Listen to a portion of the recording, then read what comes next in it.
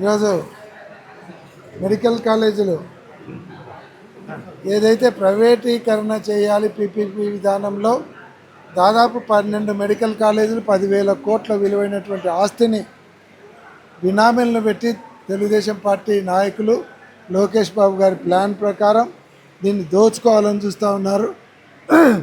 ఈ పీపీపీ విధానం ద్వారా ఎక్కడైనా ఖాళీ ల్యాండ్ ఇచ్చి డెవలప్ చేసి ఉద్యోగ అవకాశాలు ఇస్తారంటే కొన్ని చోట్ల పీపీపీ విధానం ఇస్తారు.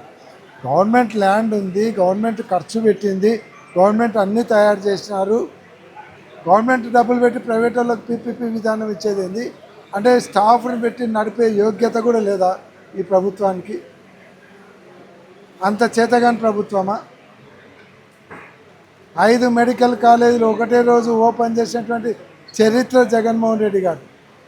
12 మెడికల్ కాలేజీలు ప్రైవేటు పరం చేయాలనుకున్నటువంటి హీనమైనటువంటి చరిత్ర ఈ తెలుగుదేశం కూటమి నాయకులది. కాబట్టి చరిత్రహీనులుగా మీరు నిలబడిపోతారనేటువంటి విషయాన్ని గుర్తుపెట్టుకోవాలని కూడా చెప్తా ఉన్నాను.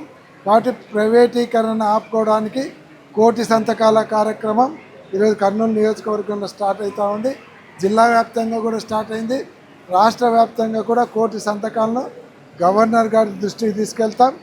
అక్కడితో ఆగం. మీరు ఈ దుర్మార్గాన్ని ఆపకుంటే అవసరమైతే ఢిల్లీ లెవెల్లో కూడా పోరాటం చేసి ఈ ప్రజల ఆస్తిని కొట్టేయాలనుకునేటువంటి ఈ దుర్మార్గపు చర్యను ఆపడానికి ఢిల్లీ లెవెల్లో కూడా పోరాటం చేస్తామని తెలియజేస్తాం.